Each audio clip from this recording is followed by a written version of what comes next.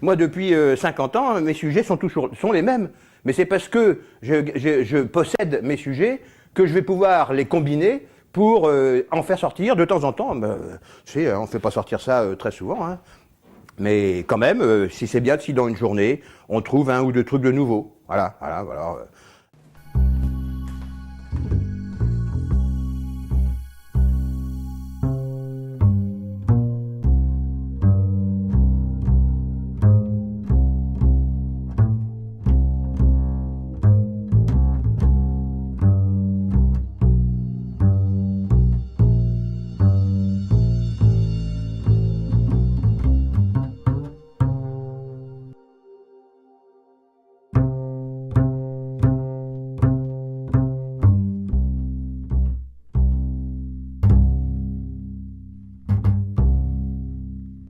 J'ai fait une licence, une maîtrise d'histoire de l'art, mais c'était ça mes universités. Je veux dire, moi, j'ai jamais, paradoxalement, alors que je suis peintre et sculpteur, j'ai jamais fait les beaux-arts et j'ai jamais rien appris d'une façon académique parce que ça me rebutait. Voilà, c'est tout.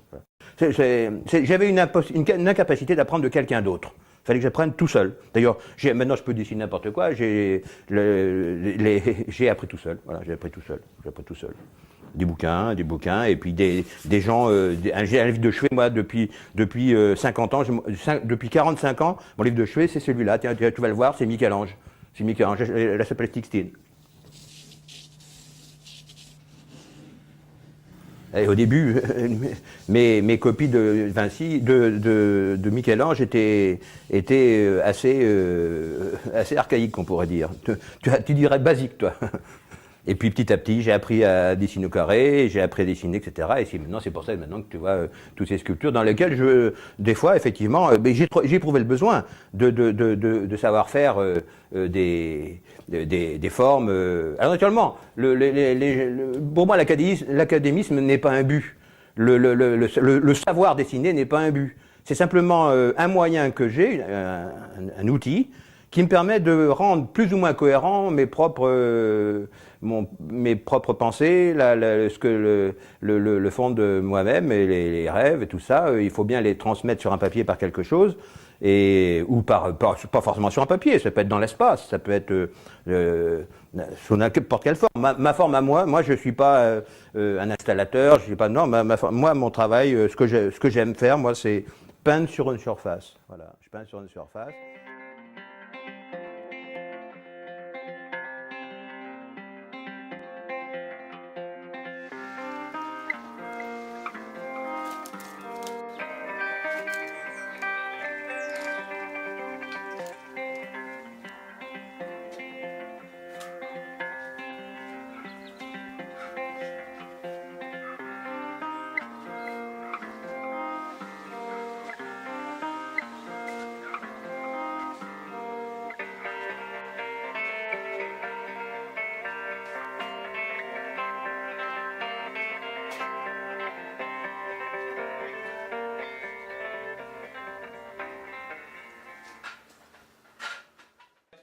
Moi, j'ai fait ça pour faire une maison pour vivre et non pas. Facteur Cheval, il voulait faire un tombeau.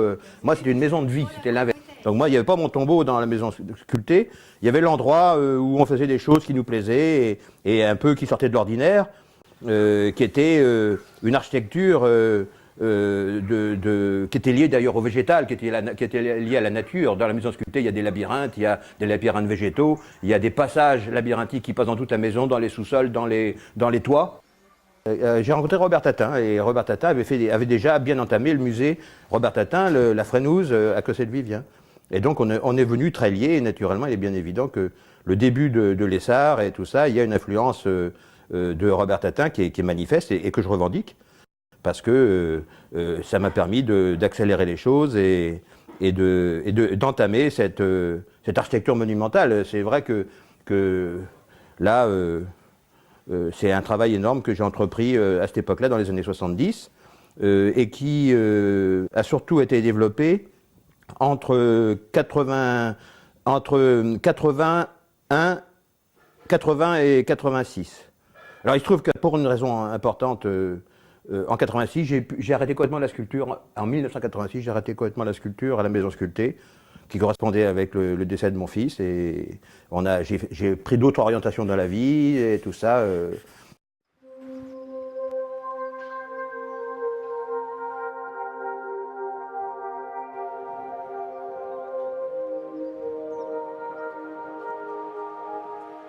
Donc là, au lieu de prendre le parti de faire une sculpture en part entière, j'ai préféré prendre dans l'espace un module architectural, c'est-à-dire un cylindre.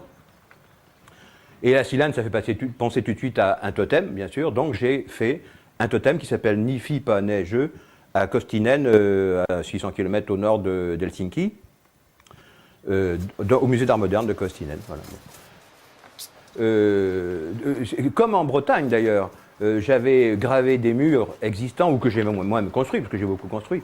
Là, c'est pareil, j'ai gravé une structure architecturale que j'avais préparée, fait préparer par.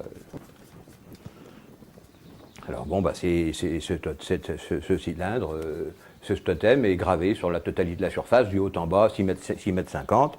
Et en plus, alors j'ai mis bien sûr, j'y ai mis les motifs qui me sont chers, hein, mes motifs à moi, qu'on revoit, mais je les ai agencés. Et d'ailleurs, faut dire que de plus en plus, là, depuis une dizaine d'années, j'inclus beaucoup de textes de Francique, tu vois. Donc dans mes peintures sont inclus beaucoup de textes, et donc dans ce totem de Finlande, à partir de 2,10 m, 2,20 m jusqu'à la base, c'est le poème de Francique, Ni fi pas neige, qui est gravé, et ça fait un effet assez bœuf. Hein. Toi, mais bien sûr, toi, ce que je veux dire, même dans les peintures, j'écris des poèmes de. Alors, j'utilise, comme on le voit ici, j'utilise le texte, non pas pour le lire, parce que c'est pas facile à lire, mais il y a des bouquins, ça sort d'un livre, il y a qu'à acheter le livre. Hein. Mais je m'en sers comme outil plastique, bien sûr, hein, là, comme des vagues, etc. C'est un outil plastique comme un autre.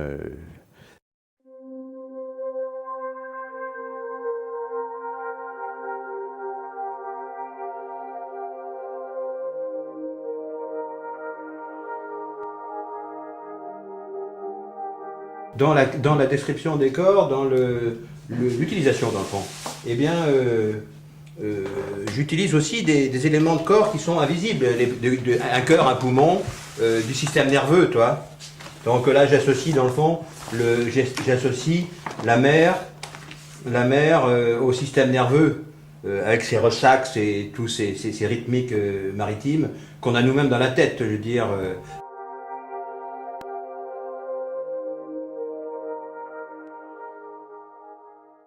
Il y a des fois des gens qui me disent « Ah ben Lucas », naturellement, à cause de la maison sculptée, j'ai été souvent, surtout depuis 10 ans, intégré à une forme d'art brut, parce que la maison, elle est dans le courant d'un art populaire, dans le fond. Il y a beaucoup à dire sur le plan philosophique en ce qui concerne les dénominations de l'art singulier, de l'art brut, de tout ce qu'on appelle l'Eurovision en anglais, de le folk art en Amérique et dans les pays nordiques en Europe.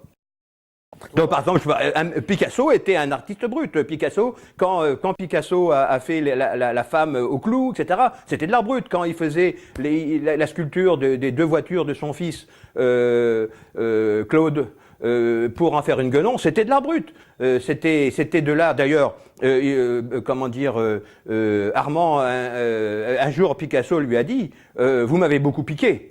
Et vous m'avez beaucoup pris, parce que Picasso avait le sens du langage, et Armand lui dit oui, mais c'était tellement bon. Donc effectivement, le nouveau réalisme était aussi une forme, à une époque, ou plutôt dans certains développements du nouveau réalisme, il y a de l'art brut. Hein, donc alors, je pense bien qu'en plus, il faut avoir un dénominateur arbrutiste, abruti, moi, tu parles en plus, moi je fais de l'art savant des fois, alors je fais les deux, je m'arrange pour mon savoir-faire, le faire passer dans le jet de la création, le faire passer sans a priori, voilà. Donc je peux faire passer à la fois de l'art savant, de l'art brut, n'importe quoi, tout est bon, tout est bon, tout est bon. Oh, tu sais, je ne suis pas le premier à faire ça, hein, parce que quand tu vois que des mecs comme Dubuffet, qui ont été d'ailleurs le créateur de l'art brut, pas oublier que Dubuffet, avant de faire l'art brut et avant de dire que pour faire de l'art brut, il ne fallait pas savoir dessiner, il dessinait, il peignait comme Toulouse-Lautrec. Hein. Alors, bon.